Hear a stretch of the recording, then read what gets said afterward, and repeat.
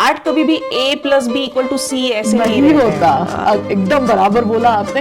वो कला महर्षि के भी कुलकर्णी करके है। ओ अच्छा, जो फेमस आर्टिस्ट हाँ, थे अभी correct, नहीं है हाँ, वो। नहीं रहे वो। और बराबर। इसके लिए मेरे भाई ने एक लाइन बोली थी कि प्रत्यक्षाहुन प्रतिमा उत्कट, कि मैंने देखा कि बहुत सारे लोगों को ना पेंटिंग करना बहुत पसंद है, लेकिन हर एक चीज अगर आप ड्रॉ करना सीखोगे तभी आप पेंटिंग कर सकोगे। बच्चे जब आते हैं तो उनको बेसिक सीखने में कोई प्रॉब्लम नहीं होता है, लेकिन जो हमारे एज के लोग आते हैं ना, जैसे कि 40 प्लस, तो उनको लगता है कि चलो डायरेक्टली हम लोग पेंटिंग ही सीखना है। There is no problem, art भाषा की जरूरत ही नहीं है। हाँ। बस जैसे कि किसी की एथनिक दिखी, कोई जेंडर दिखा, कोई कलर दिखा, ऐसे नहीं होना चाहिए। इस तरह का ही अगर आर्ट हो तो ही वो लगा सकते हैं। आर्ट से लोगों को मेडिटेशन पॉसिबल है? एकदम पॉसिबल है। जब मैं 1 मिनट आपको इंटरप्ट करती हूँ। वासुदेव क्या है मैं एक बार बता देती हूँ, शायद सबको नहीं पता है। अच्छा, वो ना हाथ में ऐसा पूरा रोप जैसे लेके आते हैं। अच्छा, और खुद को ऐसे मारते हैं। हाँ, खुद को। आप तो फिर वो आर्ट की दुनिया के आमिर खान हो परफेक्शनिस्ट। ये तो सब आर्ट ये एक ऐसा फील्ड है ना कि जहाँ पे फाइनेंशियल सपोर्ट तो लगता ही है, लेकिन मानसिक सपोर्ट जो आप बोली वो ज्यादा लगता है। नमस्कार दोस्तों, पिछले एपिसोड में हमने देखा अरुंधति जोशी का सुंदर सा घर, जहाँ हर कोना उनकी क्रिएटिविटी, उनका नजरिया और उनकी पेंटिंग्स की कहानी कहता है। लेकिन क्या आपने कभी सोचा है कि एक आर्टिस्ट के नजरिए में दुनिया कैसी दिखती है? जो चीजें आम लोगों को सिंपल, अधूरी या कभी कभी अनअट्रैक्टिव लगती है, एक आर्टिस्ट उसमें भी ब्यूटी, इमोशन और कहानी ढूंढ लेता है। एक आर्टिस्ट सिर्फ देखता नहीं, वो फील करता है, इंटरप्रेट करता है और ऑर्डिनरी चीजों में भी एक्स्ट्राऑर्डिनरी देख सकता है। यही वजह है कि आर्ट सिर्फ पेंटिंग या स्कल्पचर नहीं, ये एक नजरिया है, एक सोच है जो हर किसी की जिंदगी को इंस्पायर और ट्रांसफॉर्म कर सकता है। आज मैंगो चैट विद शीतल साले पर हम सिर्फ पेंटिंग्स की बातें नहीं करेंगे, हम बात करेंगे कैसे आर्टिस्ट हर किसी के जीवन में मायने रखता है, कैसे ये मोटिवेशन, क्लैरिटी और नई सोच ला सकता है। ये कॉन्वर्सेशन सिर्फ आर्टिस्ट के लिए नहीं है, ये हर उस इंसान के लिए है जो इंस्पिरेशन चाहता है, जो रुक सा गया है, जो जिंदगी को एक नए पर्सपेक्टिव से देखना चाहता है। चलिए शुरू करते हैं अरुंधति जोशी के साथ इस इंस्पायरिंग, सोचने पर मजबूर कर देने वाली जर्नी पे। मैं आशा करती हूँ कि आपको ये एपिसोड जरूर अच्छा लगेगा। आपकी प्रतिक्रिया मुझे कमेंट द्वारा जरूर बताइएगा। चलिए तो शुरू करते हैं ये एपिसोड।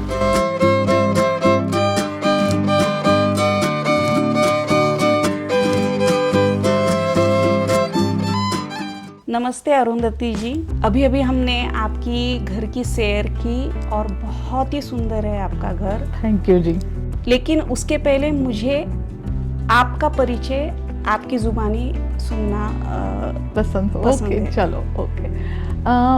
हेलो जी, मेरा नाम अरुंधति जोशी है और मैं बेलगाम से हूँ बेसिकली। और मेरी तो मतलब जो भी जर्नी शुरू हो गई पेंटिंग की या ड्राइंग की, वो बचपन से ही शुरू हो गई है। तो बचपन से मुझे ड्राइंग करना यही सबसे ज़्यादा पसंद था। तो घर में सबको पता था कि इसको पसंद क्या है, मतलब ड्राइंग, पेंटिंग, कलरिंग यही पसंद है। तो गिफ्ट भी उसी तरह की आती थी, जैसे कि कलरिंग के लिए बुक आता था, वाटर कलर्स आते थे। तब इतने सारे थे नहीं मतलब मीडियाज, लेकिन फिर भी मेरे जो चाचा थे वो यूएस में तब से थे। हाँ, तो वो 64 कलर शेड्स लेके आते थे क्रेयॉन्स के, और मैं तब से वो सब यूज करती हूँ। और पसंद तो मतलब मुझे है। स्कूल में भी मैंने बहुत काम किया है वैसे, और फिर बाद में जाके मैंने कमर्शियल आर्ट किया। अच्छा। तो कमर्शियल आर्ट मतलब एडवर्टाइजिंग में, अच्छा। एडवर्टाइजिंग की दुनिया में आ गई मैं। उसमें मतलब क्या है कि प्रिंटिंग जो होता है ना, प्रिंटिंग वाला जो एडवर्टाइजिंग होता है, वो एडवर्टाइजिंग में मैंने शुरू किया, सीखना शुरू किया। उसको कमर्शियल आर्ट बोलते हैं। और वो पूना में जो अभिनव कला महाविद्यालय करके है, हाँ बहुत famous वहाँ है से, वो हाँ अभिनव वहाँ कला। से मैंने अपनी पढ़ाई शुरू की। उसका पहले फाउंडेशन जो ईयर था वो बेलगाम में भंडारी स्कूल ऑफ आर्ट करके है, वहाँ से किया। अच्छा अच्छा, हाँ, ओके।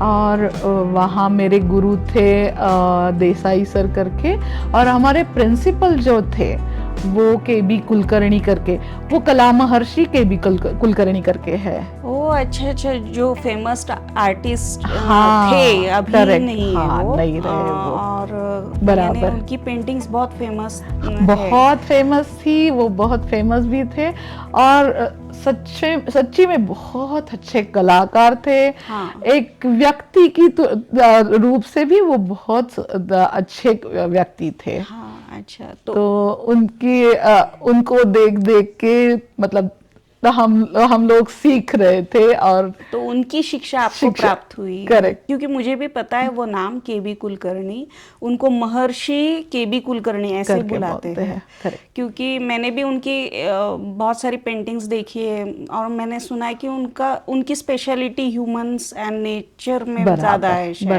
बराबर उसमें ह्यूमन ड्राइंग, ह्यूमन जो मतलब ये होता है उसको पेंट करना उनको बहुत पसंद था। अच्छा। और वो बहुत सुंदर करते थे, कितनी सारी मैगजीन्स के लिए फ्रंट पेज दिवाली मैगजीन्स के लिए उनका था, मतलब है फेमस है। हाँ, बहुत ही लकी हो, मुझे समझ में आ रहा है कि और आपका इतना जो लेवल है आर्ट का वो कहाँ से आ रहा है वो भी समझ में आ रहा है कि इतने अच्छे गुरु आपको प्राप्त हुए। उसके वजह से मैं समझ सकती हूँ कि आप हमेशा ही बहुत मोटिवेटेड रही होंगी। सच में हमारे गुरु ऐसे थे कि वो खुद देसाई सर करके मेरे गुरु थे, वो हमें सिखाते भी थे, और हमें खुद को मतलब जो हमसे हो सकता है उतना, अगर जहाँ पर भी हम लोग अगर कहीं पे थोड़ा सा मतलब नहीं आ रहा है तो वो वहाँ पर सिखाते थे, और खुद अलग अलग तरह की पेंटिंग्स करते थे। अच्छा। तो हमने उनको देखा है, एक्चुअल काम करते हुए हमने उनको देखा, तो मोटिवेटेड ऑलवेज वो मोटिवेशन वहां से मिलती। करेक्ट। कोई भी आर्ट हो, पेंटिंग, ड्राइंग या इवन एक्टिंग, ये सब कुछ मैंने बहुत बार सुना है कि ऑब्जर्वेशन के थ्रू हम ज्यादा इम्प्रूव कर सकते हैं रादर देन कोई टेक्निक उसके पीछे। आर्ट कभी भी A+B=C ऐसे नहीं होता। एकदम बराबर बोला आपने, ऑब्जर्वेशन बहुत ज्यादा करना पड़ता है, और ना मतलब करना पड़ता है ऐसे नहीं मैं बोलूंगी, क्योंकि मैं कलाकार हूँ तो अपने आप वो आ ही जाता है। क्योंकि मुझे पता है, मैं जब छोटी थी तो कभी कभी मेरी दादी जो थी मेरे ऊपर गुस्सा होती थी। पता है, मैं स्काई भी अगर स्काई भी देख रही हूँ तो इतनी बारीकी से देखती थी कि वो दादी मेरी बोलती थी, बस हो गया, कितना देखोगी। तो मतलब वही है, ऑब्जर्वेशन हर बात का हम लोग ज्यादा करते ही हैं, तभी वो यहाँ पेंटिंग में आ सकता है, नहीं तो नहीं आएगा। बराबर।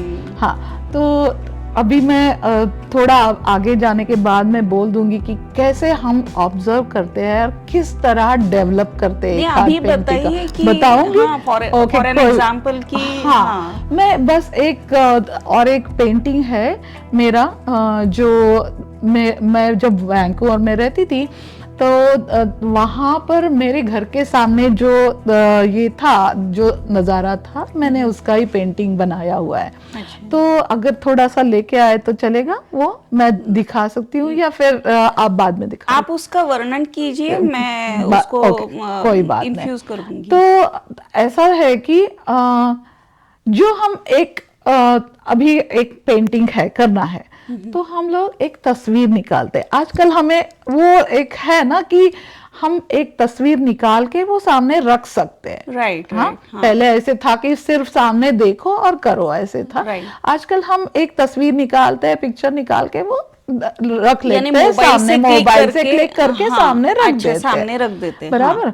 तो जैसे दिख रहा है वैसे ही अगर आप किसी पेंटिंग को बनाओगे तो वो फोटोजेनिक हो जाएगा। वो creativity नहीं हाँ, है। क्रिएटिविटी है नहीं। हाँ। लेकिन अब उस पेंटिंग में आप देखोगे तो मैंने स्प्रिंग के टाइम का वो फोटो निकाला, है हाँ, पहला। हाँ। हाँ, लेकिन उसमें मैंने पूरे साल जो मैंने देखा है, क्योंकि हम लोग वैंकूवर में रहते थे और पोर्ट मूडी करके वो पोर्ट है, तो वहां पे बे के पास था हमारा घर। तो चिलचिलाती सुबह की धूप, फॉग आता था और लंबे लंबे पेड़ घर के सामने सारे, राइट? वाह। उसके बीच से जो धूप आती थी वो उस फोटो में है नहीं, क्योंकि वो स्प्रिंग के टाइम का था। लेकिन मेरे मन में वो पूरा साल का सब भरा हुआ था, तो मुझे वो सब उतारना था उस पेंटिंग के अंदर, और मैंने वो सब उतारा है। तो तुम्हारा पेंटिंग कब अच्छा होता है? जब वो तुम सब निकालते हो जो नेचर में दिखता है और जो आर्टिस्ट को भाता है, वो जब आप दिखाते हो तो वो क्रिएटिव हो जाता है पूरा, और उसी की वजह से वो पेंटिंग बहुत सुंदर दिखता है। तो उसके लिए मेरे भाई ने एक लाइन बोली थी कि प्रत्यक्षाहुन प्रतिमा उत्कट। अच्छा, तो अभी आप मराठी में आपने ये लाइन बोली और बहुत सुंदर लाइन है, आप उसको थोड़ा हिंदी में एक्सप्लेन करोगे? हिंदी में, हाँ, प्रत्यक्ष मतलब जो आपको एक्चुअल में दिख रहा है दिखाई दे रहा है, सामने, हाँ, वो। हाँ। प्रतिमा उत्कट मतलब जो आपने बनाया हुआ Image, जो है, हाँ, हाँ। बनाई है, जो पेंटिंग बनाई है, हाँ। वो उत्कट मतलब बहुत सुंदर, उससे भी बहुत सुंदर है। सो रियलिटी एक्चुअल से ज्यादा जो आपने बनाया है वो ज्यादा सुंदर है। जो आर्टिस्ट के मन को भाता है, वो सिर्फ अंदर जो होता है उसके मन में, वो जब उभर के आता है पेंटिंग में, तब वो पेंटिंग सुंदर दिखती है। आपने ये बात बहुत बढ़िया बोली। मुझे लगता है कि जग में जितने आईटी के लोग लगेंगे, जितनी टेक्नोलॉजी लगेंगी, मुझे लगता है उससे ज़्यादा, कई ज़्यादा हमको आर्टिस्ट लगेंगे। क्यों? क्योंकि अभी इन्होंने एक्सप्लेन किया कि जो रियल में दिखाई दे रहा है उससे भी ज़्यादा ये आर्टिस्ट लोग उसको सुंदर बना के हमें दिखा सकते हैं। वर्ल्ड शायद हमको बहुत दुखी दिखाई देती होंगी, लेकिन आर्टिस्ट उसको सुंदर बना के हमारे सामने बहुत रख अलग, सकते हैं। करेक्ट। तो उसमें मैं और एक लाइन बोलूंगी कि, और एक बात उसमें अगर आप देखोगे तो एक्चुअल में उस पिक्चर में गार्बेज बिन्स जहां पे रखते हैं ना, वो साइट है वो। ओ अच्छा, जो अभी आपने वैंकूवर की पेंटिंग के बारे में दिखाई, बताया। हाँ। तो लेकिन ऐसा है ना, थोड़ा ये भी देखना है, अब हम लोग कनाडा यूएस में आकर रहने लगे हैं, तब से मैंने देखा है हमारे यहाँ इंडिया में जब हम लोग गार्बेज दिखाते थे तो वो गंदगी दिखाई देती थी, राइट? लेकिन जब से हम लोग यहाँ आ गए, मैंने हर बात को ऑब्जर्व किया है, तब ये दिखाई दिया कि अगर वो गार्बेज भी है तो उसके आसपास की जगह इतनी सुंदर बनाएंगे और उसको भी इतना सटीक तरीके से रखेंगे और सब करेंगे, हाँ। तो वो जगह भी सुंदर दिखेगी आपको। बहुत सही बोला हाँ, आपने। तो मैंने ना, मतलब लोग कई बोलते हैं मुझे कि क्या आपने गार्बेज बिन दिखाया है अपने पेंटिंग में, लेकिन मैं बोलती हूँ हाँ, गार्बेज बिन दिखाया है पेंटिंग में, लेकिन देखना ये है कि वो भी सुंदर दिखता है। वो सुंदरता आपको दिखाई दी, हाँ। बीइंग एन आर्टिस्ट आप वो देख पाई कि Correct. भले ही वो गार्बेज बिन रहेंगी, ट्रैश बिन रहेंगी, लेकिन आपने उसमें सुंदरता देखी है। और ये एक आर्टिस्ट की स्ट्रेंथ होती है जो हम नहीं देख पाते, नजरिया वो, अलग हाँ, रहता अलग है। रहता है। बराबर है। तो आपने ये पूरा एजुकेशन पुणे में लिया, फिर उसके बाद आपकी कैसी जर्नी रही? आपने यानी फिर करियर भी इसमें ही देखा या कैसे? हाँ, मैंने पहले पुणे में जो 97 तक मेरी पढ़ाई हो गई, उसके बाद मैंने मम्मी को बोला था कि मैं मुंबई जाऊंगी। अच्छा, हाँ, मुंबई जाके, नहीं, मुंबई जाके मैं काम करूंगी। अच्छा, वहां पे कमर्शियल एक्चुअल वर्क करूंगी। तो मम्मी ने परमिशन तो दी थी, लेकिन ज्यादा लंबी नहीं दी थी। तो मैं गई पुणे से मुंबई गई, वहां पर मैंने पूरा ज्यादा नहीं, मुझे 3 महीने तक ही काम करने को मिला वहां पे। तो वहां पे चौरंग एडवर्टाइजिंग एजेंसी करके एक एड एजेंसी थी, उसमें मैंने काम किया। अच्छा। हाँ, और फिर उसके बाद मैं बेलगाम में आ गई, क्योंकि मेरी मम्मी को भी, मतलब मैं बहुत साल बाहर रही थी तो उसको भी थोड़ा सा हेल्प चाहिए थी, इसलिए फिर मैंने बेलगाम में तरुण भारत करके डेली न्यूज़पेपर है, हाँ, उसके 7 एडिशंस थे। अच्छा। तो वहां पर हम लोग आर्टिस्ट काम करते थे, तो वहां पे इलस्ट्रेटर करके मेरा स्पेशलाइजेशन इलस्ट्रेशन था। अच्छा। कॉलेज में भी। तो मैंने इलस्ट्रेटर करके वहां पे काम किया।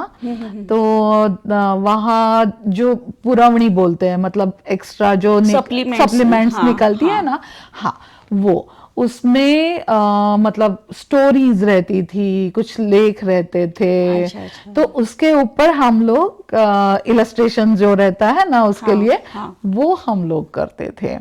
तो वो भी काम किया हुआ है। अरे वाह, बढ़िया। लेकिन ये आर्ट से ज्यादा रिलेटेड नहीं? आर्ट से ही रिलेटेड है पूरा। अच्छा। इलस्ट्रेशन मतलब ड्राइंग निकालना। अच्छा। जो भी प्रिंटिंग में, मतलब टेक्स्ट में है उसको इमेज में करना। अच्छा। हाँ। फिर इसमें वो कार्टून्स, वो भी कार्टून्स आते हैं उसमें, रियलिस्टिक इलस्ट्रेशंस आते हैं, वो सब आता है। मेरे साथ एक कार्टूनिस्ट थे भरत जगताप करके, और फिर दूसरे रांगणेकर करके, वो लोग मतलब अलग अलग आर्टिस्ट भी थे। हाँ। अच्छा। और मैं अरुंधति का, मतलब भावे थी तब मैं। अच्छा। शादी के पहले भावे। हाँ। ओके। तो मैंने तभी वो काम किया है। अच्छा। हाँ, तो अलग अलग तरह के काम किए। उसके बाद मैंने संस्कृत भारती करके एक बैंगलोर में एक संस्था है, वहाँ पर मेरे चाचा सिखाते थे, संस्कृत सिखाते थे। ओह, अच्छा। तो उनके लिए भी मैंने वो जो संस्कृत में उनकी स्टोरीज रहती थी, अलग अलग तरह की कार्टून्स भी मैंने बनाए उनके लिए, क्योंकि वो व्यंग चित्र बोलते हैं उसको। हाँ, व्यंग चित्र। हाँ, तो वो भी उनके लिए बनाए, क्योंकि वो सिखाते थे तब वो दिखाते थे प्रोजेक्टर पे, और यस, राइट। हाँ। तो उसके लिए भी मैंने काम किया। फिर पूना में, मतलब फिर शादी के बाद तो मैं बेंगलोर आ गई।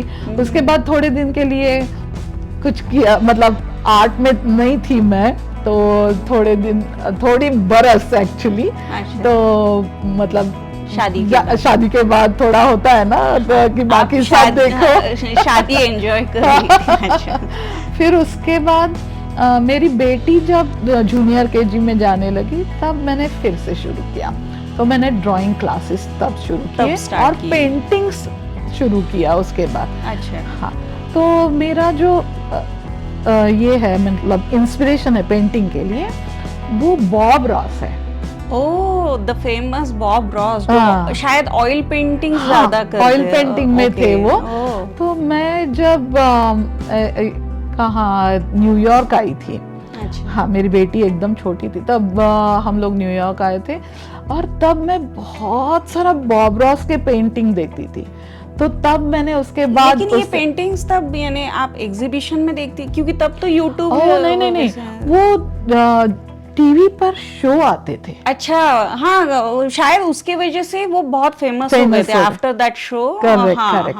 तो वो टीवी पर शो हर दोपहर को आता था। ओह, अच्छा। और मैं हर रोज देखती थी। तो मैंने उससे इंस्पायर होके फिर अपनी पेंटिंग की जर्नी शुरू कर दी। जो व्यूवर्स को बॉब रॉस के बारे में नहीं पता है, मेरे ख्याल से, correct me if I am wrong, कि वो ऑयल पेंटिंग्स उनकी स्पेशलिटी है। और मुझे तो भी, मैंने यूट्यूब पे देखा है उनको, कि उनका जो शो है वो अभी यूट्यूब पे एयर है। हाँ। और तभी मुझे पता चला कि वो शो के बाद वो बहुत फेमस हो गए थे, यानी क्योंकि वो उनकी सिखाने की जो टेक्निक थी वो बहुत इजी थी। वो बहुत इजीली, क्योंकि ऑयल पेंटिंग बहुत हार्ड माने जाते हैं बनाने में, लेकिन उनकी टेक्निक की वजह से वो काफी इजी हो गए। हाँ, और मतलब और वो इतना अच्छी तरीके से, इतना शांति, मतलब उनकी आवाज भी इतनी शांत है ना। हाँ, तो वो इतना अच्छी तरीके से सिखाते हैं वो। वैसे तो शो मतलब एक पेंटिंग करने के लिए 8-8 घंटे उनको भी लगते हैं, लेकिन वो एडिट करके वो दिखाते हैं तो अपने शॉर्ट में तो समझ में आता है कि कैसे करना है। तो बेसिकली आप बॉब रॉस उनसे इंस्पायर होके फिर आपको लगा कि मैं भी कर सकती हूँ, प्रॉपर ये पेंटिंग्स में जा सकती हूँ, हाँ आना चाहिए आपको, ऐसे लगा। फिर उसके बाद आपने क्लासेस स्टार्ट किए? क्लासेस मतलब मैंने वो क्लासेस जो थे ना वो बेसिक्स सिखाने के लिए, कि मैंने देखा कि बहुत सारे लोगों को ना पेंटिंग करना बहुत पसंद है, लेकिन हर एक चीज अगर आप ड्रॉ करना सीखोगे तभी आप पेंटिंग कर सकोगे, राइट। हाँ, तो मैंने देखा कि लोगों को वही नहीं आता है, बेसिक नहीं आते हैं लोगों को, ड्रॉ करना ही नहीं आता। उसके लिए जो सिखाने वाले लोग होते हैं, मतलब अभी मैं तो गई, स्कूल गई, वहां पे जाके सीखा, लेकिन जो हर रोज दूसरा काम करते हैं और उनको पसंद है, उनके लिए भी थोड़ा बेसिक्स आना बहुत जरूरी होता है, तभी उनका अच्छा लगेगा पेंटिंग देखने के लिए। तो मैंने तब से ड्राइंग क्लासेस लेने शुरू कर दिए। अच्छा, तो डायरेक्टली पेंटिंग पे न जाते हुए आपने पहले ड्राइंग से स्टार्ट किया, यानी प्रॉपर ड्रॉ करके या स्केचेस या समथिंग सिखाना शुरू किया। सिखाना, हाँ, सिखाना। मैंने तो सीखा, कॉलेज में एजुकेशन ही वही था मेरा। हाँ, तो लेकिन आपको लगा कि डायरेक्टली किसी को पेंटिंग सिखाने से पहले उनकी बेसिक्स क्लियर होने चाहिए, और उसकी वजह से आपने ड्राइंग से स्टार्ट किया। वो तो मुझे, यानी मैं जब आपके पेंटिंग्स देखती हूँ तो मुझे भी बहुत बार ये मन में क्वेश्चन आता है कि ये डायरेक्टली ब्रश लेके पेंट करती होंगी या थोड़ा ड्राइंग, तो कैसे वो हमें बताइए कि कैसे होता है। अभी बहुत साल काम करने के बाद कई बार आपको ऐसा होता है कि ज़रूरत नहीं पड़ती डायरेक्टली, आप शुरू कर सकते हो। फिर भी हम लोग मतलब पहले एक कलर जो ब्राउन कलर ये होता है उसमें ये लेके कैनवस पे थोड़ा जैसे कंपोज होता है ना, कंपोजिशन वैसे बनाते हैं। या फिर कभी कभी ये भी करते हैं कि एक हाथ पेपर लेके उसके ऊपर थोड़ा कंपोजिशन बनाते हैं। हाँ, जैसे स्टोरी कंपोज होती है वैसे आप आपके मन में जो भी चल रहा है वो पेपर पे पहले आप ओवरऑल थोड़ा सा ड्रॉ करके देखते हैं। अच्छा। हाँ, फिर एंगल देखते हैं कि ये बीच में बराबर लगेगा या साइड में।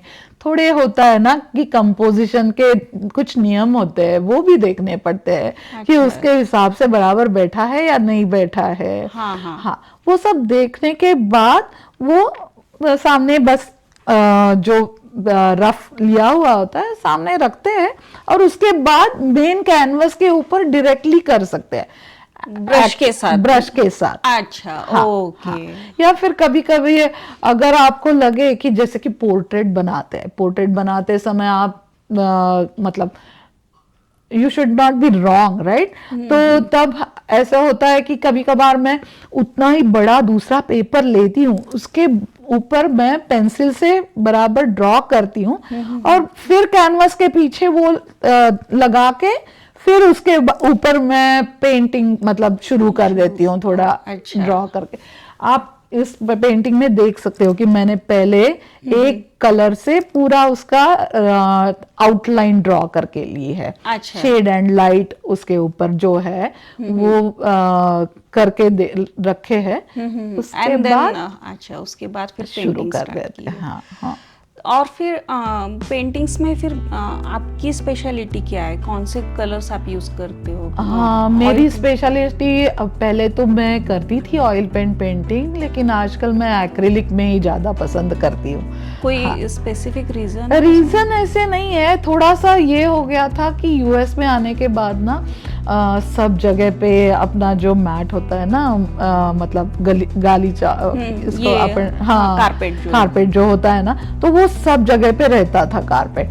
और फिर उसके ऊपर ऑयल पेंट का अगर हाँ, वो एक भी निकलना बहुत निकलेगा hard है। बहुत, हाँ निकलेगा ही नहीं वो। Okay. इसलिए फिर मैंने वो एक्रिलिक शुरू कर दिया फिर। अच्छा, हाँ। ओके। बाकी कोई यानी दूसरा बाकी कोई कुछ वैसे- हाँ रीजन नहीं है, मुझे ऑयल पेंट भी उतना ही पसंद है जितना कि एक्रिलिक पसंद है। क्योंकि मैंने सुना है या थोड़ा बहुत मुझे भी आर्ट आता है, तो जब भी मैं ऑयल पेंट्स यूज़ करती थी तो वो बहुत हार्ड है, यानी जो स्ट्रोक्स या मुझे हार्ड लगते थे स्ट्रोक्स बराबर, आने में करते इसमें oil paints compare to acrylic में। अच्छा, तो हाँ हाँ। ऐसा ऐसा नहीं, हर एक मीडिया का अलग अलग ये है कि अभी एक्रिलिक में ना आप सब तरह के इफेक्ट ला सकते हो, क्योंकि एक्रिलिक में आप पानी ज्यादा यूज करोगे तो थोड़ा वाटर कलर की तरह भी आपको इफेक्ट देगा। दिखा सकते हैं, ओके। हाँ। और मतलब प्लास्टिक पेंट्स है एक्रिलिक तो ऑयल पेंट की तरह भी आप उसको मतलब वो चमक दिखा सकते हो। ओ, अच्छा। तो ऑयल पेंट एक्रिलिक का ये है कि आप दोनों तरफ से उसको जैसे चाहे वैसे यूज कर सकते हो, तो इसलिए मुझे एक्रिलिक ऑफ कोर्स ज्यादा पसंद है। ओके, तो ये कुछ नई बात समझ और में आ दूसरा गई। ये भी है कि ऑयल पेंट जब आप करते हो ना, तो ऑयल पेंट का ये है कि वो सूखने के लिए 2-2.5 दिन लेता है। बहुत पेशेंस का काम है हाँ। ऑयल पेंट से, यानी और मेरी बेटी छोटी थी, कोई हाथ लगाए फिर उनको हाथ को लग जाए वो हाँ, सब धुला। पेंटिंग ही गई। हाँ, इससे अच्छा है कि चलो एक्रिलिक से करो, आप काम करते हो बस 5 मिनट के अंदर वो मतलब काम करते करते सूखता सूख जाता है जाता वो। है। ओ अच्छा, ओके। हाँ। तो फिर जो बिगिनर्स है जिनको इच्छा है कि अभी आपके पेंटिंग्स देख के इंस्पायर होते करने चलो अभी की करना आदत है, है, हाँ। तो फिर वो लोग कहाँ से स्टार्ट कर सकते हैं, यानी उनको क्या एक्चुअली लेना मैं चाहिए? कभी भी बोलती हूँ कि आपको अगर सीखना है तो थोड़ा बेसिक सीखो ही। ओके, Basics यानी मतलब drawing। ड्राइंग सीखो। हाँ। उसके बाद लाइट और शेड ये भी सीखना है, क्योंकि उसके बिना आप मतलब लाइट और शेड के वजह से ही तो सब दिखाई दे रहा है ना हम लोगों को। हाँ। तो वो समझना है कि राउंड अगर ऑब्जेक्ट है तो उसके ऊपर किस तरह लाइट पड़ता है, फ्लैट ऑब्जेक्ट है तो उसके ऊपर कैसे लाइट पड़ता है, उसके एंगल्स कैसे मतलब ड्रॉ कैसे करने हैं, ये सब आपको थोड़ा सीखना पड़ेगा पहले। अच्छा। हाँ, और उसके बाद उसके साथ ड्राइंग के साथ वो कलरिंग शुरू करो। हाँ। और उसके बाद पेंटिंग को आ जाओ। डायरेक्टली अगर आप लोग पेंटिंग के ऊपर आ जाओगे तो गंदा हो जाता है, कलर्स अच्छे नहीं आते, डार्क हो जाते, या फिर बाद में ऐसे होता है कि पूरा काला ही हो गया, शायद अभी कुछ दिखाई नहीं दे रहा है करते करते, तो बहुत प्रॉब्लम्स आते हैं। तो इसलिए पहले थोड़ा सा सीख लो और तो फिर कर। आपका कहना है कि कभी भी कोई भी काम स्टार्ट करने के पहले थोड़े बेसिक्स हमारे क्लियर होने चाहिए, उसका होमवर्क होना चाहिए, बराबर। एंड देन एकदम फिर बाद में आप पेंटिंग्स में आप Correct, जंप कर सकते हो। correct। तो फिर क्लासेस जो आप लेते हो उसकी भी यही यानी टेक्निक है आपकी कि पहले आप बेसिक्स क्लियर करके लेते हो फिर बराबर। पेंटिंग में? बहुत बार मेरे यहाँ पे ना इंडिया में जब मैं अभी 13 या पता नहीं 15-20 साल हो गए मैं क्लासेस ले रही हूँ पेंटिंग और ड्राइंग के। तो इंडिया में और इंडिया के बाहर? इंडिया और इंडिया के बाहर। तो टोटल आपको 20-22 साल हो गए। हाँ। अरे बाप। हाँ। ओके। हाँ, तो जब लोग आते थे ना, तो बच्चे जब आते हैं तो उनको बेसिक सीखने में कोई प्रॉब्लम नहीं होता है, लेकिन जो हमारे एज के लोग आते हैं ना, जैसे कि 40 प्लस, तो उनको लगता है कि चलो डायरेक्टली हम लोग पेंटिंग ही सीखना है हमें, राइट? हाँ, तो वो वारली जैसा पेंटिंग है तो आप कर सकते हो थोड़ा सा, मतलब ये ब्रश लेके हाँ, थोड़ा प्रैक्टिस करके। लेकिन अगर इस तरह की पेंटिंग्स करनी है तो आपको बेसिक सीखनी ही पड़ेगी। तो मैं उनको थोड़ा सा पहले मतलब दिखाती हूँ, उनको बताती हूँ कि चलो ये निकाल के देखो, अगर आपको आता है तो चलो आगे जाते हैं, राइट। तो थोड़ा उनको समझाना कठिन होता है, लेकिन समझ जाते हैं लोग फिर। और फिर उनको मैं बेसिक सिखा के उसके साथ पेंटिंग सिखाती हूँ ऐसे फिर। तो मुझे ऐसे दिखाई दे रहा है कि आपके यहाँ पे बच्चे इजीली सुन लेते हैं, छोटे छोटे, लेकिन बड़े थोड़े जिद्दी होते हैं। ओके। तो इस तरह आप ये क्लासेस लेते हो, और बैक टू अगेन कि आप आपकी क्लासेस की जर्नी यूएस से स्टार्ट हुई, इंस्पायर्ड बाय बॉब रॉस, और फिर आपको लगा कि आपके अंदर जो कला है वो लोगों तक पहुंचनी चाहिए, और it's been a 22 years, right? Oh yes, yes. Wonderful. यानी अमेजिंग है इतना कंसिस्टेंटली करना, बराबर है। कंसिस्टेंटली एक बार अगर सोचो कि भाई मुझे ये करना है, तो बस उसी के लिए लगे रहो। बहुत साल लगते हैं, क्योंकि मैंने भी बहुत काम किया है यहाँ तक पहुँचने के लिए, और आज भी लगता है कि मैं अभी भी सीख रही हूँ। अगर आप देखोगे तो मेरी एक 2-4 पेंटिंग्स है जो मैंने किसी आर्टिस्ट की देख के सेम टू सेम वैसे बनाने की कोशिश की है। अच्छा। क्योंकि हाँ, और वो भी मैं रखती हूँ क्योंकि मुझे पता है अगर वो बड़ा आर्टिस्ट है और उसने कुछ अलग किया हुआ है, जैसे कि ये सीस्केप है, तो वो एक बहुत बड़ा आर्टिस्ट है और उसने किया हुआ सीस्केप है, तो वो बनाने के लिए आपको बहुत कष्ट लेने पड़ते हैं, बहुत कष्ट लेने पड़ते हैं, बारीकियां और सब आने के लिए। और वो मेरे से भी बहुत बड़े कलाकार है, तो उनकी कला तो और भी अच्छी है, राइट। तो मुझे तो हर रोज सीखना है उसमें से, तो मैं सीखती रहती हूँ यूट्यूब पर से। कभी कभी मैंने ऐसे भी सीखा है कि घर पे मैंने अपने लिए क्लास लगाए थे। अच्छा। और वो घर पे आके मुझे सिखाते थे।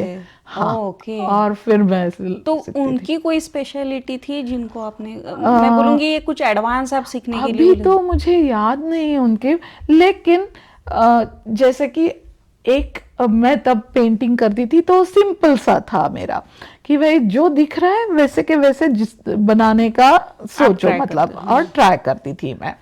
लेकिन उन्होंने मुझे सिखाया कि अगर आप उसमें अपनी इमेजिनेशन डालो और फिर मतलब जैसे कि ग्लैमर डालो उसमें थोड़ा सा, वो कैसे डालना है पेंटिंग में, ग्लैमर कैसे डालना है उसमें। अच्छा। हाँ, वो उन्होंने सिखाया वहां पर। और फिर वो उसकी वजह से मुझे थोड़ा कॉन्फिडेंस आ गया और ज्यादा, और फिर मैं करने लगी।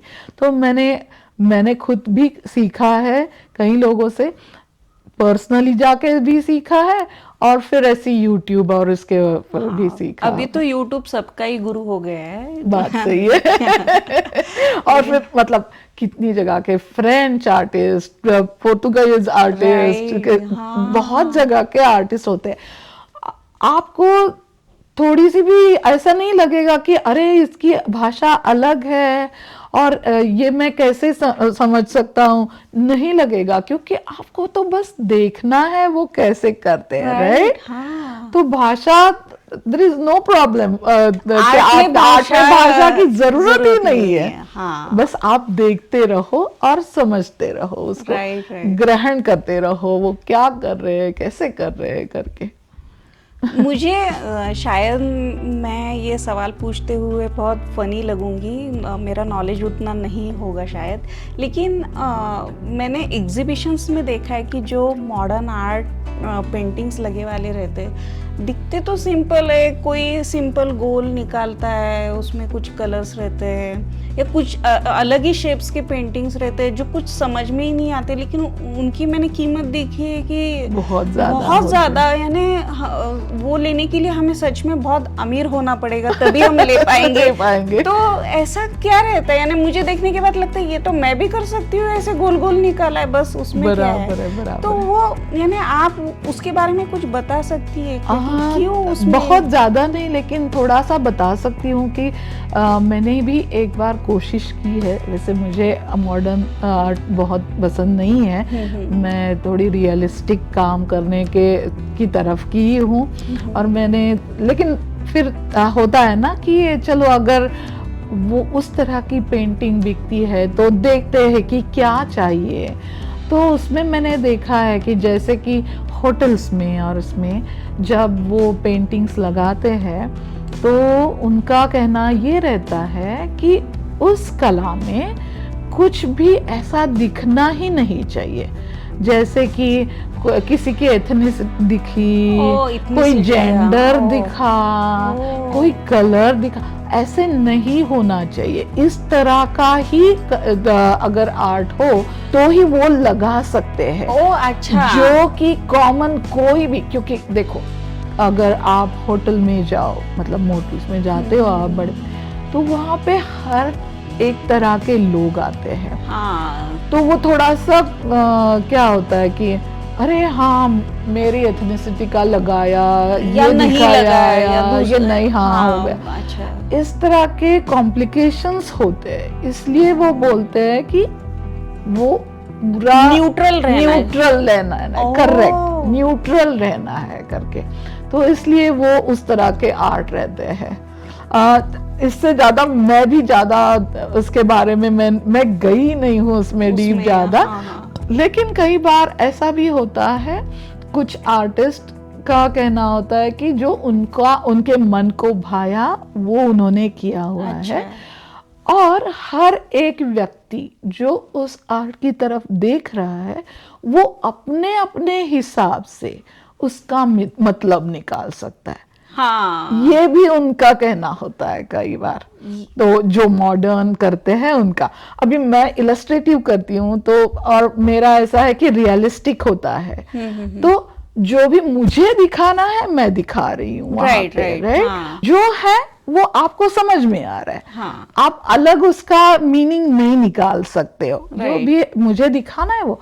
लेकिन मॉडर्न में ऐसा रहता है कि उसमें से आप अलग अलग मतलब निकाल सकते हो। हाँ, तो वो that's the difference between modern and realistic painting जो हम लोग बनाते हैं उसमें। ओह अच्छा। ये ऐसे तो मैंने कभी सोचा ही नहीं। और अभी समझ में आ रहा है कि शायद वो भी डिफिकल्ट है कि उनको न्यूट्रल दिखाना है, किसी एक तरफ ही उनको वो इंक्लिनेशन नहीं दिखाना है कि हमको वो प्रोजेक्ट करना है और बराबर। बहुत अच्छी इन्फॉर्मेशन बहुत सालों के बाद मुझे मिली है मॉडर्न आर्ट के बारे में। तो फिर आपने क्लासेस लेना स्टार्ट कर दिए और फिर अभी तो आपकी बहुत लंबी जर्नी रही है, तो आई एम श्योर कि आपकी काफ़ी पेंटिंग्स एग्जीबिशन में भी लगते होंगे। आप बहुत एग्जीबिशन करती हैं। अभी पूना में मैं एग्जीबिशन में पार्टिसिपेट करती थी। उसके बाद यहाँ पे जब हम लोग वॉशिंगटन आ गए तो तब मैंने अपना पहली बार इंडिविजुअल खुद का एग्जीबिशन वहाँ पे लगाया था। अच्छा, वॉशिंगटन में किया था, सियाटल में। ओके। हाँ, सियाटल वॉशिंगटन में वहाँ पे किया था। पहला वो मेरा इंडिविजुअल एग्जीबिशन था। और फिर उसके बाद एडमंटन में आने के बाद मैंने वो वाइट एवेन्यू है ना, वहाँ पे जून जुलाई में ये एक बड़ा सा शो रहता है। सारे आर्टिस्ट, शायद 180 आर्टिस्ट आते हैं। आजकल तो उससे भी ज़्यादा बढ़ गए, 200 से ऊपर है। हाँ, तो वहाँ पर भी मैंने अपना मतलब पेंटिंग्स का एग्जीबिशन वहाँ पर भी किया है। हाँ, तो एग्जीबिशंस में मैं पार्टिसिपेट करती हूँ। बहुत ज़्यादा नहीं, क्योंकि उसके लिए तैयारियां भी करनी पड़ती है और पूरा साल आपको कंटिन्यूअसली अगर आप काम करो तो ही साल के बाद आप कुछ दिखा सकते हो। राइट, उतना कलेक्शन चाहिए। और अगर एक ही गांव में दिखाना है तो अलग अलग दिखाना पड़ेगा। हाँ, वही पिछले साल का आप रिपीट नहीं कर अगर आप नहीं, कई आर्टिस्ट होते हैं वो ऐसा करते हैं कि इस महीने वो इस गांव में गए या फिर दूसरे महीने या 2-3 महीने के बाद दूसरे गांव में जाके वही पेंटिंग का एग्जीबिशन किया, हाँ, वो भी कर सकते हो आप हाँ, वैसे भी। हाँ। तो या तो करती हूँ। कैसे रिस्पांस कैसे रहता है एग्जीबिशन में? एग्जीबिशन का आजकल थोड़ा रिस्पांस उतना अच्छा नहीं है, क्योंकि पूरा यू कैन सी पूरा मतलब लोगों को जॉब्स अच्छे नहीं है। जब हाँ। अनसर्टेनिटी हो तब आर्ट के लिए थोड़े अच्छे दिन नहीं होते। लेकिन आपको रिव्यूज कैसे आते हैं आपके जो रिव्यू पेंटिंग? वो बहुत अच्छे, वो रिव्यूज बहुत अच्छे आते हैं। मैंने देखा है यहाँ पर जो लोग काम करते हैं ना, तो वो मेनली अगर वो काम करेंगे तो एक सब्जेक्ट लेके उसी के ऊपर साल भर काम करते हैं। अच्छा। हाँ, लेकिन मैंने जब एग्जीबिशन किया तो अगर आप देखोगे तो मैं नेचर में करती हूँ पूरा काम। हाँ। तो मैं जैसे कि फ्लोरल वर्क जो होता है, मतलब उसका भी करती हूँ। मैं पोर्ट्रेट्स भी करती हूँ, सीस्केप्स भी करती हूँ, तो लैंडस्केप, सीस्केप सब करती हूँ। तो मेरा सब तरह का काम था। तो मैंने देखा कि कितने सारे आर्टिस्ट ही आके वहां पे मुझे कॉम्प्लीमेंट देके गए हैं। ओह अच्छा, आर्टिस्ट है, हाँ। बहुत रेयर है। तो उन्होंने बोला कि यू आर रियली टैलेंटेड करके, मतलब उन्होंने सच में वो मुझे सबसे ज्यादा अच्छा लगा, क्योंकि आर्टिस्ट ने अगर कुछ बोला है ना तो ज्यादा मायने रखता वो है। बड़ी कॉम्प्लीमेंट हाँ। है, क्योंकि उनको वो आर्ट समझ में आ रहा है कि आपने क्या बनाया है। बराबर बराबर। ये तो जिनको यानी एक सामान्य जो ऑडियंस है वो तो अच्छा आपको बोलेंगी, क्योंकि वो आंखों को बहुत भा रहा है, लेकिन आर्टिस्ट को उसमें के फ्लॉज भी शायद दिखते हैं। हाँ, लेकिन फिर भी वो आपके आर्ट को अच्छा बोल रहे, तो वाकई आपका आर्ट बहुत ही अच्छा है। Thank you. तो आपके बहुत सारे एग्जीबिशंस में आपकी पेंटिंग्स लग चुकी है, रिस्पांस भी अच्छा ही है। हाँ। अभी वो तो चलते रहता है कि जॉब एंड ऑल दैट, लेकिन जो आपको रिव्यूज मिलते हैं मुझे लगता है कि वो आपकी सबसे बड़ी मोटिवेशन है, वो आपको नए नए पेंटिंग्स लाने में मोटिवेट करता हूँ। बराबर। ये आर्टिस्ट की तरफ से तो आपको रिव्यूज मिल गए, लेकिन मुझे ये जानने में बहुत उत्सुकता है कि फिर आप इतनी बड़ी आर्टिस्ट हो तो आपको आज तक बहुत सारे अवार्ड्स रिवॉर्ड्स मिले ही होंगे, तो सबसे बेस्ट अवार्ड आपको कौन सा मिला है? मुझे ना अवार्ड में, मैं शायद अवार्ड में कभी गई ही नहीं उस तरफ, कभी कंपटीशन में नहीं गई मैं कभी। अच्छा। लेकिन मुझे एक कॉम्प्लीमेंट याद आ रहा है, अभी आपने बोला तो वो मेरे सर ने दिया हुआ है, और वो मुझे आपके साथ शेयर करने में बहुत अच्छा लगा। जरूर। तो 5 साल पहले जब मैं मेरे सर से मिली थी, शायद मैं 20-25 साल के बाद उनको मिली, तो उन्होंने उस दिन जो बोला वो मेरे लिए बहुत ही ये है। तो मैं वो बताती हूँ आपको कि सर ने बोला कि तुम जब काम करती थी, मतलब मैं जब कॉलेज में, हाँ फाउंडेशन में, मैं जो बेलगाम के कॉलेज में थी ना, तो तब की बात है। तो हमें ना 10 में से मार्क मिलते थे हर एक असाइनमेंट को। अच्छा। हाँ, तो 6 मार्क मिलना मतलब बहुत ज्यादा मार्क मिल गए। ओह अच्छा। हाँ 6 मार्क, मतलब 8 में बहुत कम मार्क मिलते हैं ऐसे, मतलब मैंने 8 मिला यानी बहुत ही। हाँ 8 तो नहीं, कभी 6 ही मिलते थे हम लोगों को। अच्छा।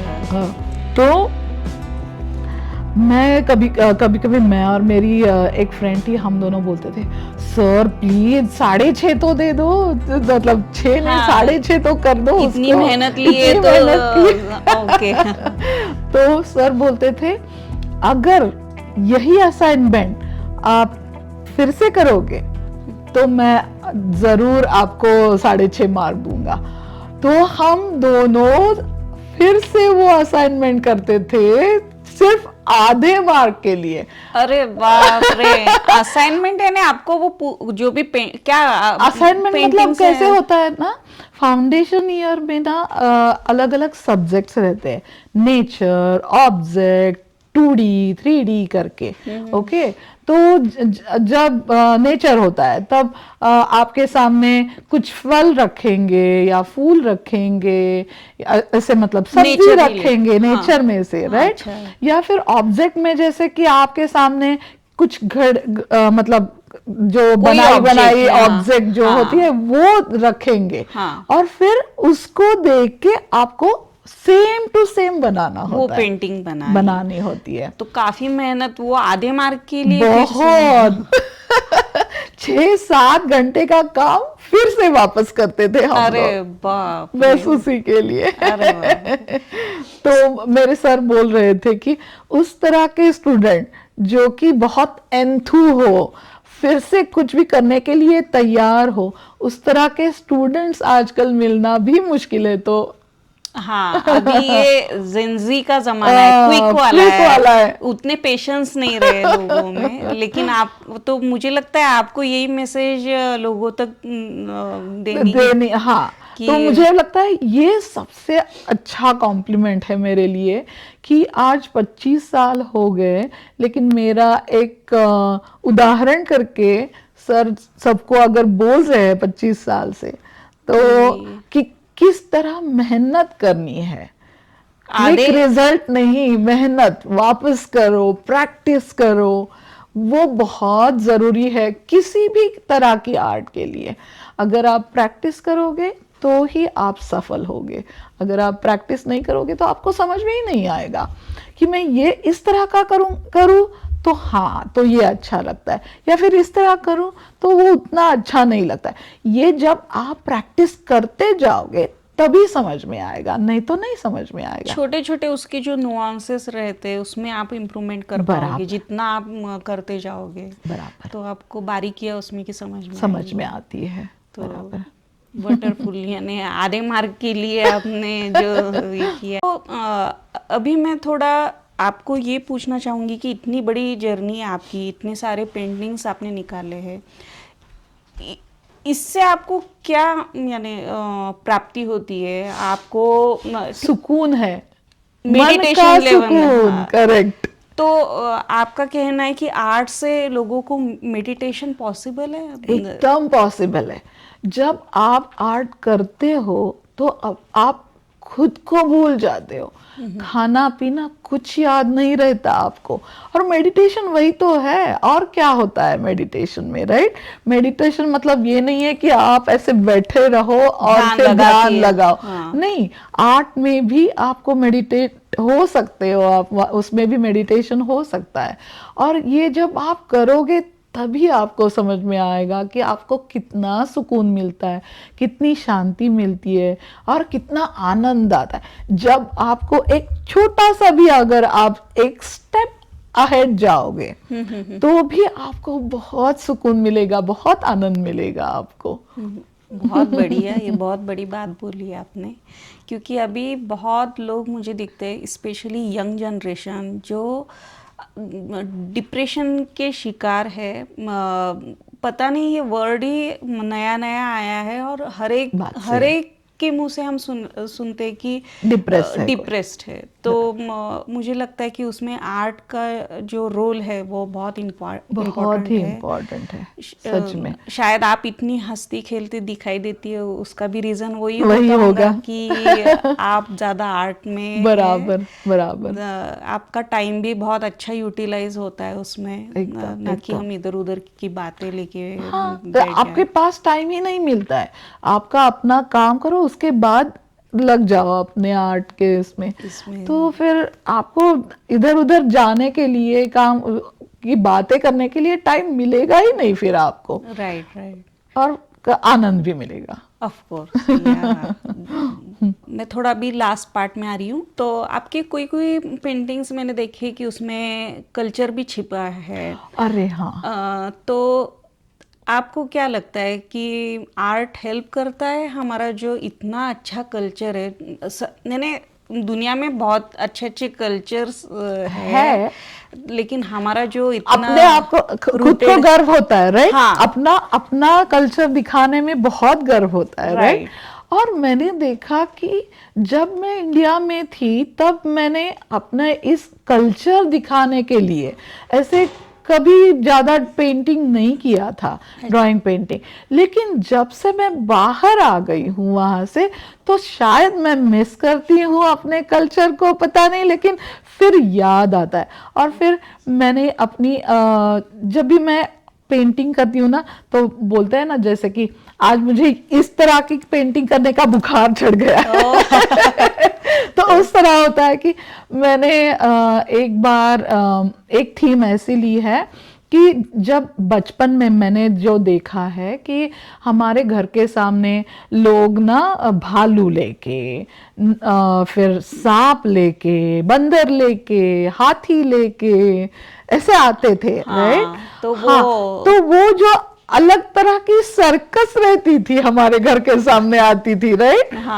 आजकल तो वो मतलब ऐसा है कि वो सब बंद हो गया, और now I feel bad about those प्राणी, उनके लिए भी बुरा लगता है कि लेकिन तब बहुत अच्छा लगता था कि सामने, घर के सामने इतना पास से भालू को देखो, और या फिर नंदी बैल करके होता है ना, वो देखो, तो वो मजा आता था। वो भी अलग अलग तरह के प्रोफेशन ही थे तब के, राइट?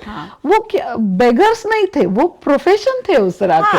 और हम लोग उनको मतलब जैसे दाल, चावल, फल जो भी है अपने घर का जो भी है वो देते थे उनको। ऐसे रहता था, पैसे नहीं देते थे, जो भी अनाज या फिर अनाज देते थे, फल देते थे, ऐसे रहता था उनको। तो मुझे वो सब जब याद आ गया यहाँ आने के बाद, तो मैंने वो एक पूरी थीम है मेरी, उसमें मैंने वो दिखा दिया है कि कल्चर, अपना कल्चर, राइट? और यहाँ पे मैंने एग्जीबिशन जब किया ना, तो वो सबसे ज्यादा यहाँ के लोगों को भाया, क्योंकि उनको कुछ अलग दिखाई देता है, राइट? 200 अलग अलग जगह के आर्टिस्ट है, लेकिन वो सारे गोरे हैं, यहाँ के हैं लोग, और आप कुछ एकदम अलग से दिखा रहे हो, आप आपका जो कल्चर उन्होंने कभी देखा ही नहीं। ये पॉसिबल भी नहीं है यहाँ पे कि ऐसे मदारी आया है या कोई सांप लेके आया है, और वो सब कुछ हमने हमारे बचपन में देखा है। और ये हमारे कल्चर से ही रिलेटेड है, वो हमारा कल्चर है। या फिर मैंने और एक थीम की है, जिसमें ना मैंने वासुदेव और फिर जो यल्लम्मा के जो जोग 3 बोलते हैं उनको, वो है, या फिर हम लोग उसको क्या बोलते हैं, दुर्ग मुर्गी, क्या उसको क्या और एक शब्द है इसमें, तो वो दिखाया है। तो उसमें तो ना मैंने मैं 1 मिनट आपको इंटरप्ट करती हूँ। वासुदेव क्या है मैं एक बार बता देती हूँ, शायद सबको नहीं पता है। मैं बता सकती हूँ। चल, तो वासुदेव है ना, जैसे कि इंडिया में ऐसे रहता था कि राजा और उनके लिए भूप रहते थे, राजा को सुबह उठाने के लिए भूप रहते थे। अच्छा। तो वो आके राजा को उठाता था। वैसे ही जो वासुदेव था वो सारी प्रजा को उठाता था। ओह, अच्छा। तो वो सुबह सुबह वासुदेव पूरा तैयार होके फिर उसका मतलब पहराव बहुत सुंदर रहता है। वाइट कलर का उनका वो जो पहराव होता है, और उसके ऊपर मोर पीस के जो उसके टोपी होती है हाथ में, और फिर ये ना आके गाना गाते थे। और वो गाने अलग थे उनके गाने, और वो जैसे कि गॉड के ऊपर थे, मतलब देवों के ऊपर अलग अलग तरह के, और उससे वो प्रजा को उठाते थे। उसके लिए वासुदेव आता था। मेनली महाराष्ट्र में, राइट। और शायद मुझे लगता है कुछ कर्नाटक बॉर्डर में भी वहाँ भी थोड़े से लोग आते थे। जैसे कि अभी दूसरा है मेरा पेंटिंग जो यल्लम्मा का है, मतलब वहाँ की जोग 3 होती है, वो उनका रहता है कि वो कुछ मांगने के लिए आते हैं, पूरा यल्लम्मा को लेके ऊपर उनके सर के ऊपर होता है। देवी की उपासना, देवी की उपासना होती है उनकी। हाँ, तो उसकी वजह से आते हैं। और तीसरा जो है मैंने बनाया हुआ वो दुर्ग मुर्गी, उसको महाराष्ट्र में उसको क्या बोलते हैं, कड़क लक्ष्मी बोलते हैं उसको, कड़क कड़क लक्ष्मी करके। अच्छा। वो नो हाथ में ऐसा पूरा रोप जैसे लेके आते हैं। अच्छा, और वो खुद को ऐसे मारते, हाँ, खुद को मारते हैं ना ऐसा। हाँ, तो वो जो अच्छा, उसका पेंटिंग आपने हाँ, बनाया? उसका पेंटिंग मैंने जो बनाया, और वो भी ना उसका जो मेरे अंदर मैंने देखा हुआ जो था, जो बचपन में देखा हुआ था, वो पूरा मैंने उसमें लाने की कोशिश किया। जैसे कि ये लोग बाहर रहते हैं तो उनके आईज थोड़े रेड होते हैं, फिर राइट, बाहर रहने की वजह से इतनी डिटेलिंग आपने हाँ, दिखाई है। वो पान खाते हैं, राइट, तो उनके होठ थोड़े से लाल होते हैं, फिर थोड़ा सा वो दिखाई देता है।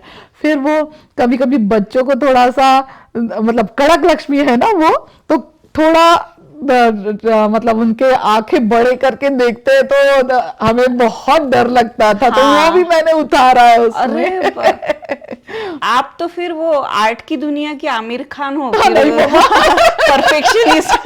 ये तो समझ में आ गया।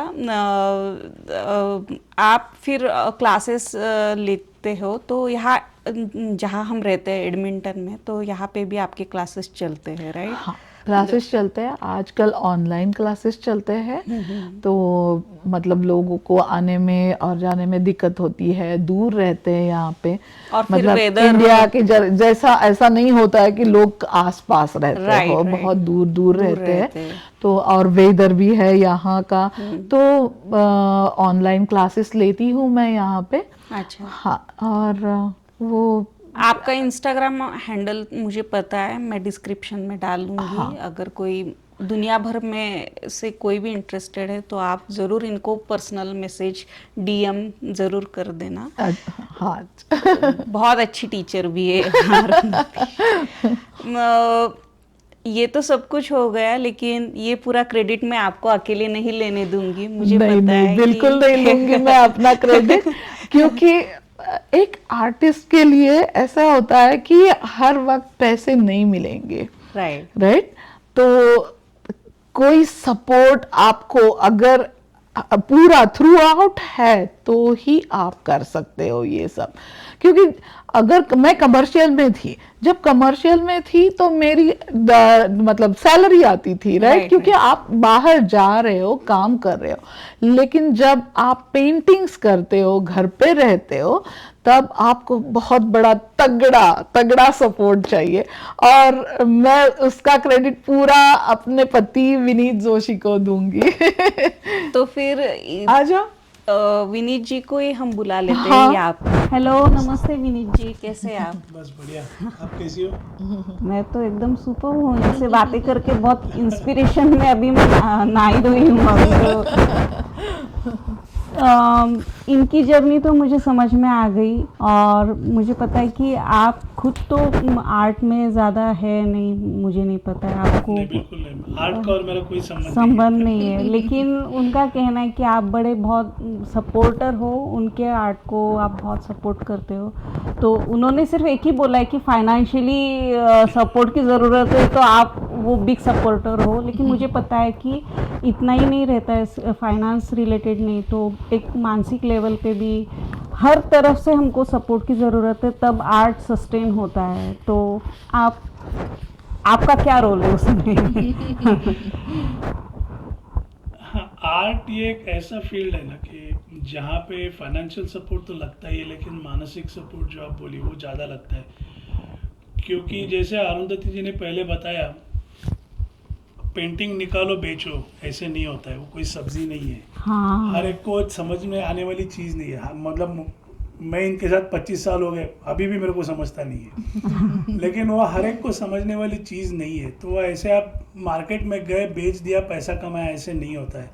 तो कई बार ऐसे होता है आर्टिस्ट को, और मतलब मैंने अरुंधति के साथ भी होते हुए देखा है, ऐसा फ्रस्ट्रेशन ऐसा आ जाता है कि इतना पेंटिंग करने के बाद भी अपना कोई आसानी से बेचा नहीं जाता है। राइट। तो उस समय ज़्यादा सपोर्ट की ज़रूरत होती है। पैसे तो ठीक है, पैसा आज है कल नहीं, वो होते रहता है, ऊपर नीचे चलते रहता है। वो सपोर्ट की ज़्यादा ज़रूरत होती है। और जब इनके एग्जीबिशंस होते हैं तो एग्जीबिशन के टाइम भी काफ़ी प्रिपरेशन करनी पड़ती है। मतलब हाँ। वहाँ पे एक्चुअली 3 स्टेप्स में करना पड़ता है। एक तो पहले प्रिपरेशन करनी पड़ती है, फिर एक्चुअल एग्जीबिशन में आपको होना पड़ता है, और उसके बाद वाइंड अप का जो होता है, हाँ। क्लीन अप होता है।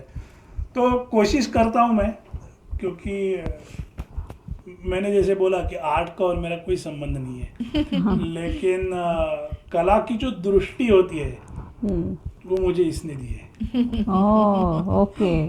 तो आप अभी अच्छे ऑडियंस हो गए हो आर्ट को समझने के लिए। शायद मालूम नहीं मुझे। नहीं, बहुत बढ़िया। और मुझे पता है कि स्पेशली कोई भी स्त्री भले आर्ट में हो या कुछ भी अपना करियर बना रही हो, तो उन्हें घर के सपोर्ट की बहुत ज़रूरत होती है। नॉट जस्ट कि हस्बैंड की तरफ से, लेकिन घर में जितने भी मेंबर्स हैं उनकी तरफ से एक सपोर्ट की ज़रूरत होती है। और आपके सपोर्ट के बिना मुझे लगता है कि इनकी ये जो 22 साल की 25 साल की इतनी बड़ी जर्नी वो इम्पॉसिबल थी। आगे फ्यूचर में आप दोनों क्या सोचते हैं कि इस आर्ट को सस्टेन करने के लिए क्या क्या करना पड़ेगा? पहले आप बताइए।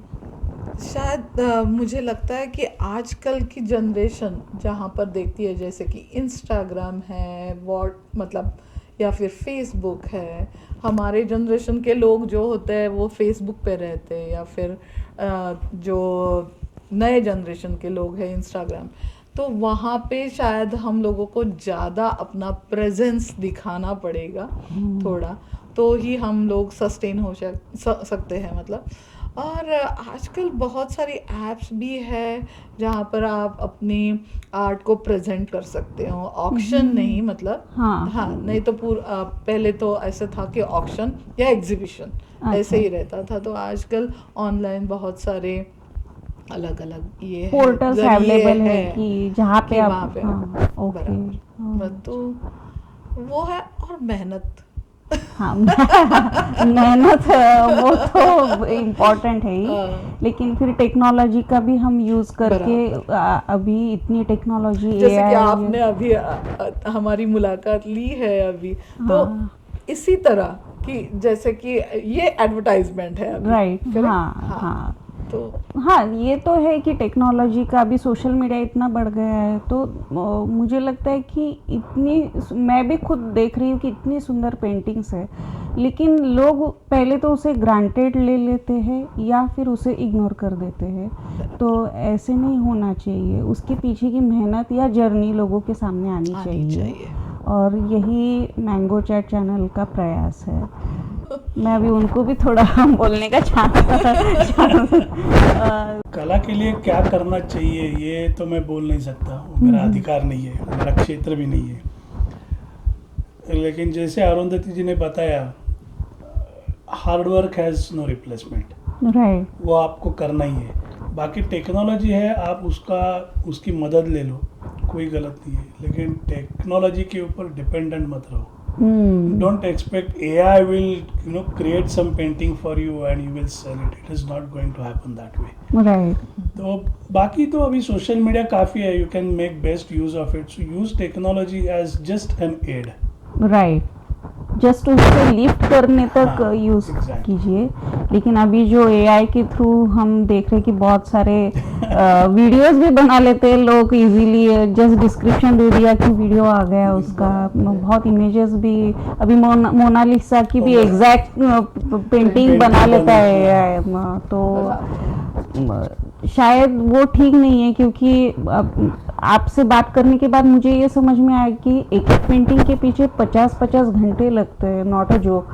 तो इतनी मेहनत है, इतनी डिटेलिंग है, इतना उसके पीछे विचार सोच छिपा है, और फिर AI झट से आता है और ऑब्सोलेट कर देता है। तो ऐसे नहीं होना चाहिए। और आपने बात बहुत ठीक बोली कि टेक्नोलॉजी सिर्फ आप मदद के लिए यूज़ कीजिए, लेकिन उसकी रिप्लेसमेंट नहीं हो सकता है वो, फॉर श्योर। विचार आपको ही करना है। हाँ, थिंक अबाउट इट, या राइट। बहुत अच्छा लगा, बहुत यानी नॉट जस्ट आर्ट लेकिन आप दोनों के विचार बहुत ही उच्च है, और आपकी जर्नी भी इतनी बड़ी है, तो ऑफ कोर्स जो आपसे छोटे हैं यंग जनरेशन उनके लिए तो आप गुरु समान हो। आप जो भी सच में यानी मुझे बहुत सारी चीज़ें पता ही नहीं थी, मैं भी थोड़ा बहुत आर्ट के बारे में इंटरेस्ट रखती हूँ, लेकिन इतना सब कुछ मुझे बिल्कुल पता नहीं था, और आपका एक्सपीरियंस ही अभी सब कुछ बोल गया है। तो मुझे बहुत अच्छा लगा कि मैं आज बहुत फॉर्चुनेट हूँ कि आप यहाँ पे आई, आपके साथ विनीत जी यहाँ पे आ गए, उन्होंने टेक्नोलॉजी के बारे में बताया, आपने पूरे आर्ट के बारे में बताया। हम बहुत सारी बातें कर सकते हैं लेकिन हमें भी टाइम लिमिटेशंस है, लेकिन अगर व्यूवर्स को कुछ भी क्वेश्चन है इसके रिलेटेड तो आप कमेंट बॉक्स में ज़रूर पूछिएगा। अरुंधति जी के बारे में कुछ पूछना है, आर्ट के बारे में कुछ पूछना है, आई एम श्योर कि अरुंधति जी ट्राई करेंगी उसके आंसर्स देने के लिए। सभी हम ट्राई करेंगे। जरूर करूँगी और आप भी आए हमारे घर पे। Thank you so much.